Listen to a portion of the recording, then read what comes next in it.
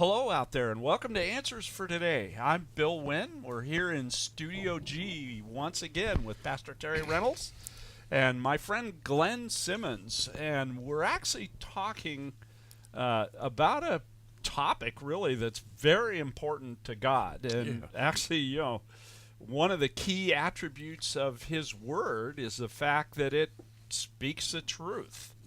And we, in the last program, kind of quickly went over some of the biblical principles that apply to all life, really, and to all mankind. And we can see examples of how when mankind strays from God's truth, that there are consequences. Yes.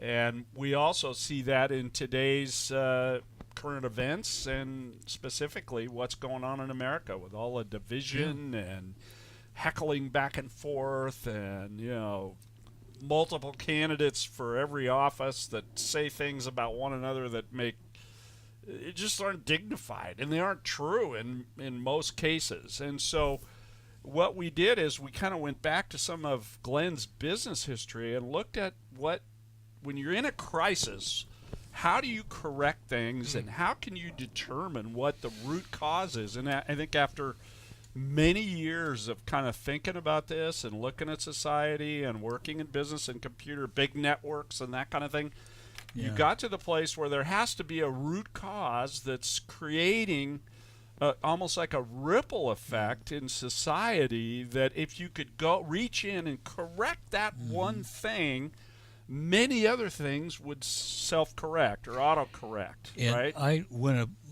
project was in trouble, you had one chance to fix it. And if you didn't get the root cause right, you and never everybody else were in big trouble. There's a lot riding on. So there's a lot riding on what we're talking about as well. That's I think, right. With respect to our nation. That's so one of the things that we kind of got to at the end of the last program was the fact that anybody in the public trust, you created a bill that you got approved by the California Attorney General, give them the website so people could go to. Right. Go ahead. It's truthandaccountabilitybill.org. That's truth and accountability, all one word, .org. You want to go there. I'll put it up on the website so you can see it, so you can find out exactly what we're talking about. And Bill, I didn't mean to cut you off. No, please. That's we were going to bring that up. And so where you've gotten is you were going to take this to get it voted on by the voters of California, and of course anybody who's opposed to this bill is for lying. So it's pretty hard to take the position that, I'm going to be opposed to that because I want to lie, with impunity and not have any accountability. So that's what terrifies the politicians. It's really something where who could be against this bill, right? And so now it's come to the point where not only California, but you want to do this on a national level. Well, correct? Actually, we've been advised to do it on a national level because the problem has become so severe in California that we've been told that it would be easier and an awful lot less expensive to do it on a national level than to try to do it in California. I know that's awful, it seems absurd when you have to write a bill to hold politicians accountable for truth. If you missed last week, I really encourage you to watch it. We have it on video on demand, where we talked about our founding fathers who really based our original documents, the Declaration of Independence and everything was based upon the Bible, but yet even today we have strayed so far from it, guys, that you have to present a bill, say, we need to hold you guys accountable, and if you don't stay accountable, I think you said, Bill, that they would be booted out of public office and wouldn't be able to serve anymore, right? Right, Is that they'd be banished from serving, and there could be potentially fines. But the key to it is, I think, Glenn, is that you've got it set up so that everything, the definitions, the terms, the mechanism in this law is standing on existing legal definitions and case history. So the only issue, the root issue to the law is the truth, which we covered last week, is biblical. We can see many scriptures where God talks about the truth and that you should follow the truth, right, and speak the truth to one another. And so what we have right now is a situation where there is no accountability. And I think what we talked about offline was that what does this lead to? If we just let this continue on with no accountability, where do we end up? It's a slippery slope, isn't it? Oh, well, yeah, the country is self-destruct. Well, we're in a situation. One of the reasons we're doing this is things have finally gotten bad enough To where people will so wake up. people will wake up and people will listen. Yeah. And it had to get this bad. It had to get this bad. Now, we're living, by contrast to what Terry was saying, we are now living in a society where if we lie to the government, we can be in big trouble. Yes. If they lie to each other, they can be in big trouble. But they can lie to us all day long with impunity. And so, since there aren't any consequences, they do. Yes, they do. And they're also threatened. If they decide to tackle one of these very difficult problems we're facing now and try to correct the situation, they're going to be talking about solutions which are politically unpopular, and they will be destroyed. Yes. So this This the is truth, one of the the flaws truth in a bill, democracy, really, is the fact Well- that you can argue things in a way to where one side almost has to lie. always to get it passed, remember right? we're a republic. Right. Always remember that, because democracies have they have a field failure rate over 2,500 years, over 2,500 years of 100% failure, all of them. Okay? Wow. And the reason for that is they're designed to fail in order to destroy an existing government, replace it. That's a story But for another They time. lead to essentially a situation where there is no accountability, and that the people are Right. moved into a socialist type of state, which is kind of where we're headed right now. If you listen to the candidates that are out there, We really are. Well, you talked about the slippery slope. yeah, it's a slippery And slope. one of the things that really caught my eye on as I was reading this over is justice. Because, if you ask everybody on the street, what is justice? What's it based upon? If you ask 10 people, you're going to get 10 different opinions. Guys, why don't you talk a little bit to the audience of what is justice and what is a biblical justice, or really what is a foundational justice the way the founding fathers had?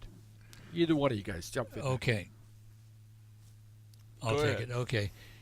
The bottom line is that we aren't going to be able to change anything in this country on a substantial basis until we get the truth problem taken care of. Justice cannot exist without truth. There is no justice without truth.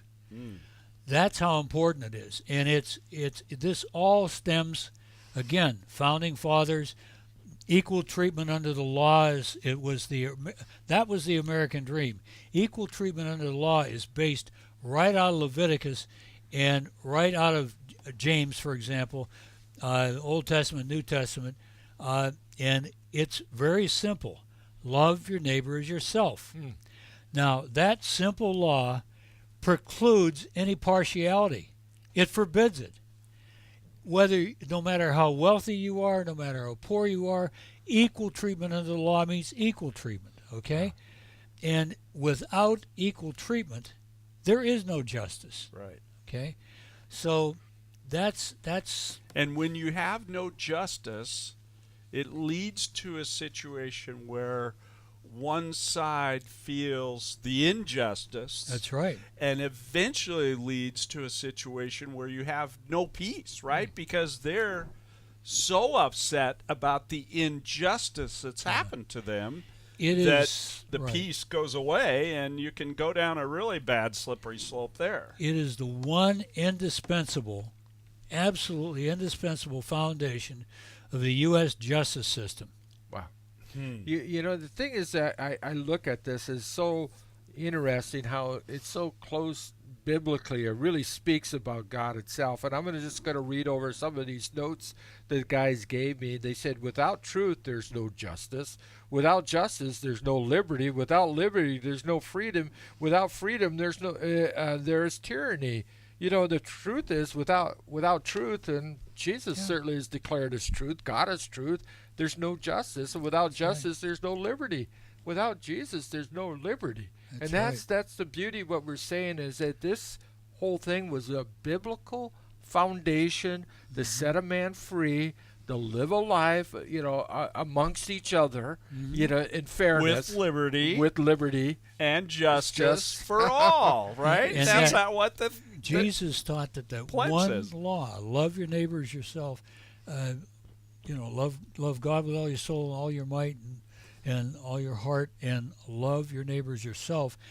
That all the law hinges on on that one thing. Okay, it's that important. So it's being equal. So right? what you're saying, guys, is that what they're doing is they're taking away this freedom by stripping it. Exactly. They're not dealing justly with this or because with the truth, because they're not basing it off of truth. Then right. Okay, and I'm starting to get it. Think about some of the things that have gone on with respect to the legal system, and what's gone on with special prosecutors and everything else, where there's one treatment for one class or one party or one group of people, and then there's another treatment for the other class or party. That is a direct, flagrant violation of God's law. That's right. Okay, because it says right there, well, Jesus even said it, that on these things hang all the law and the commandments, to love your neighbor as yourself. And so the way that we're treating others should be the way that we want to be treated, and we can look at what's going on, and that's not what's happening today in the legal system, certainly at the top. It's gotten so bad that Congress is passing laws and excluding themselves. They pass laws that are so heinous they don't want to live under them. Especially, just look at the health care, what they wanted to do here to past years. It's a recent example, yes. Talking about dictating to us what we need for our lives rather than... Yeah, guys, I think it's so important for us to understand justice, and justice is based upon biblical values, and we got to have a foundation in order to build a society. And I guess what I wanted to get to is back to your bill, because we are seen as a society, Glenn and Bill, that a shifting, a moving away from biblical values, away from God. And so there is, like you said, in crisis management, there has to be a correction being made in order to, get us back going. If we hold people accountable, then it becomes a deterrent from them lying, from them deceiving and all that. And that becomes a standard. When I start listening to the president, the governors, senators, when they say something, I can start believing what they're having to say. Well, and the thing about it is, as we talked about, truth is not, it's for everyone. It's apolitical. That's right. Okay? It is neutral.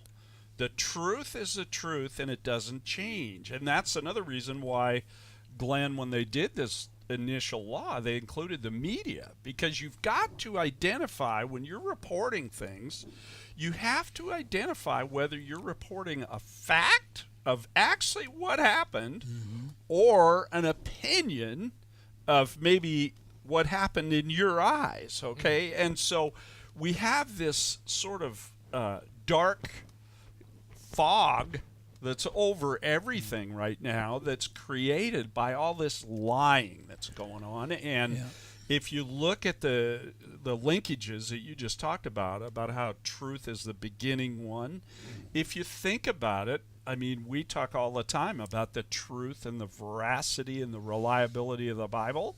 And that's what all of Christianity really hangs on, is the truth of the accounts of what happened with Jesus and what happened to man over thousands of years, right?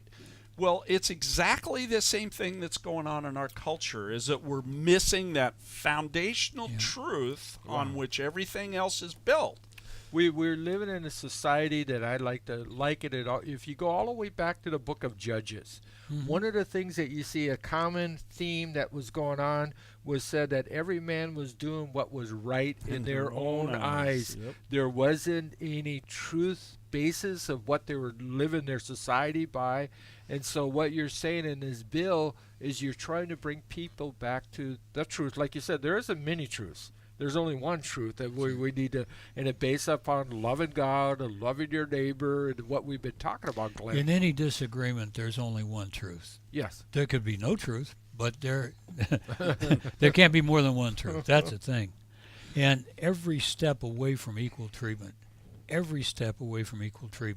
is a step toward tyranny. Yes. Yes, Guaranteed, we're down 100%. that path now. 'cause And you we're can getting sure see very that. close. Yeah. We're getting very close. So now's the time for us to stand up and reclaim our peace and prosperity and freedom So in this part country. of what happens, I think, is that the Christian component of society tends to take a bit of a non-involved perspective on some of these things, and they tend, as a Christian, I know we say, well, don't get involved in politics. But what we're saying right now is that, what's going on is not just politics. This is anti-biblical, right? Well, yes, but I want to. You don't have to be a Christian in order to have for these To things to be understand important. what's going on. It's important to everybody. Truth is God, important to God everybody. made us all alike in a lot of ways. I mean, for example, everything we do is motivated by our own self-interest. That's just the way God made us.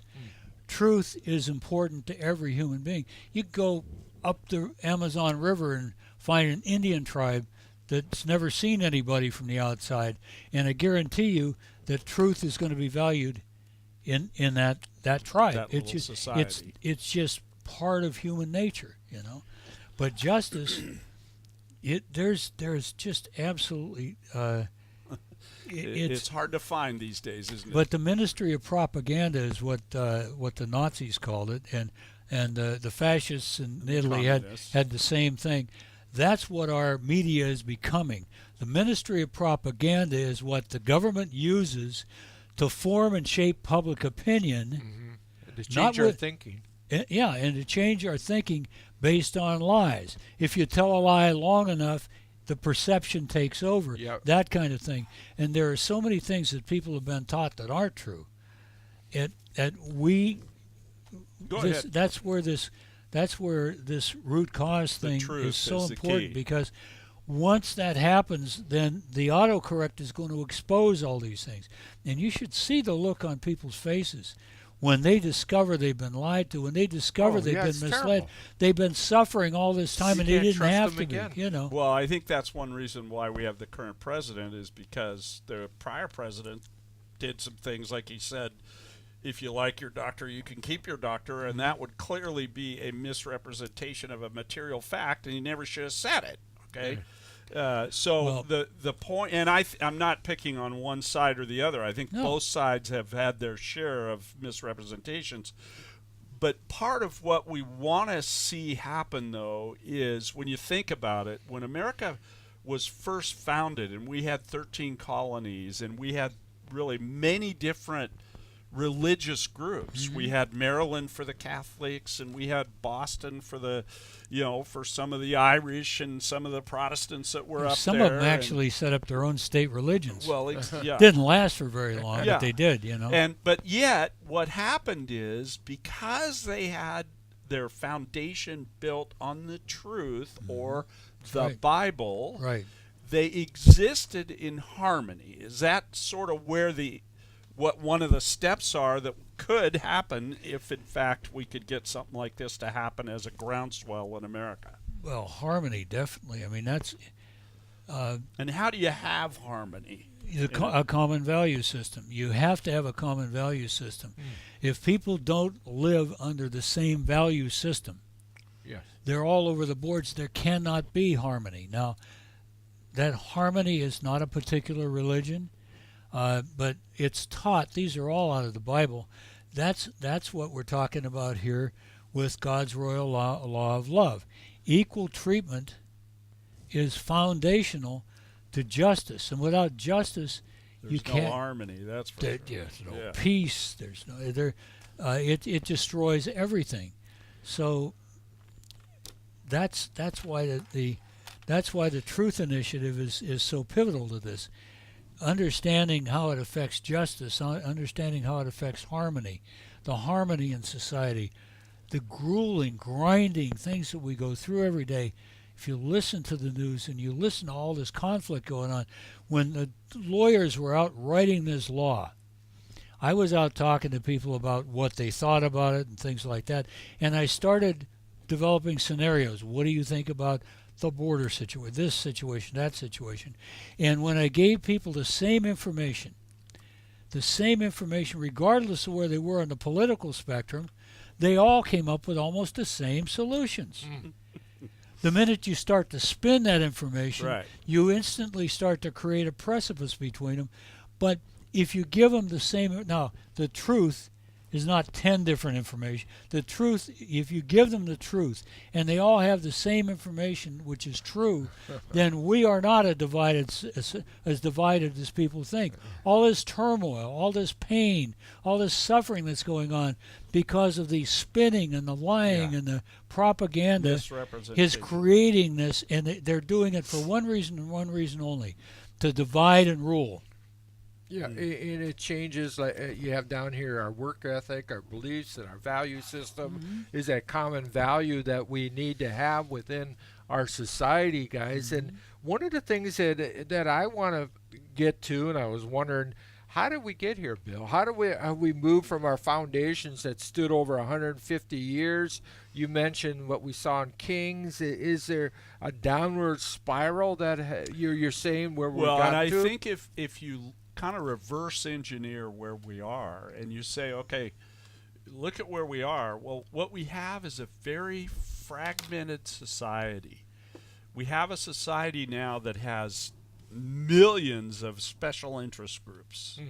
Our educational system has created all kinds of separate little interest groups within itself. But that's the divide and rule exactly. thing. It fragments society. Exactly. You don't have a commonality. You can draw a line in the country's history to the late 1800s, and from that point going forward, suddenly you start to hear references to democracy.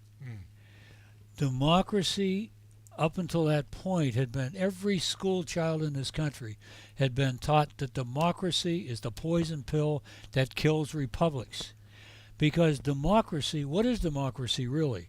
The first step of democracy is socialism. And socialism fails 100% of the time, which is the success of socialism. And if you were going to undermine our republic, our free republic, and you were going to change the attitude of everybody around and do the things that we're living with today, the first step had to be that Wilson and Roosevelt were the ones that spearheaded it. Roosevelt destroyed over 20,000 citizenship. A lot of people used to join the military to become U.S. citizens. Well, there were citizenship programs courses in the military. Yeah. He destroyed over 20,000 of them because what that package taught was exactly what was being taught in our schools, and it was so counter to democracy they couldn't abide it, so they got rid of it. And so what happened is that, and it really, you and I were talking, it almost, and I can say this because I was there, but it almost, you can see the crack that occurred in 1960.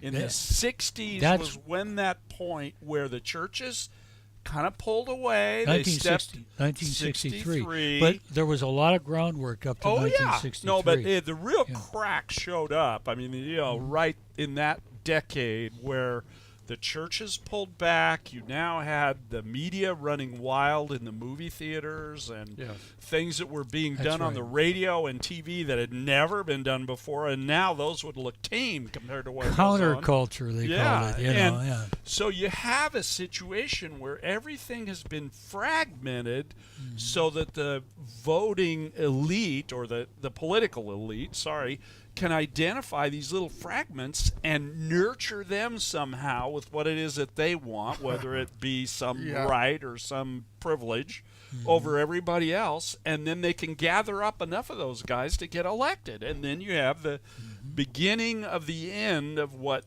would be called a democracy. And what the other thing that happened that I think is interesting, it used to be when you'd elect someone, he lived down the street. That's and he right. got on his horse and he went to Washington, and you knew who he was. And if he messed up, when he came home on his horse and not on his airplane, you could go down to his house and you could tell him how he messed up. Nowadays, it's like you can't even hardly get these guys to return a phone call. That was in the development of the country in the late 1800s, early 1900s. We had finally gotten to the point where all politics wasn't local anymore, and you're absolutely right. Yeah. You elected people that you knew intimately and trusted implicitly to look after your interests. And if you didn't like what they were doing, you could walk down the street and knock on the door. They didn't Get in spend their face, their yeah. entire lives in Washington. There's a provision in federal law that says Congress has to meet at least once a year for 30 days or something like that, because they spend most of the time on their farms and at home. Wow. It was never meant to be a full-time thing. And so one of the things that I think has happened is that we had justice. We had this ability to speak directly to Washington and our representatives. And we also had a foundation, and this is why, of course, even in this century, or actually the last century now, that we had the Pledge of Allegiance where it says one nation under God. And they That's right. acknowledged the fact that there was a supernatural creator God that was involved in the affairs of man, and just like the Bible says, That's right. and that we needed to be accountable to him. And nowadays people act like they don't even believe that God exists. When you say one nation under God, that hasn't changed. No. All the way from 1 Kings and 2 Kings. God was watching over the nation of Israel.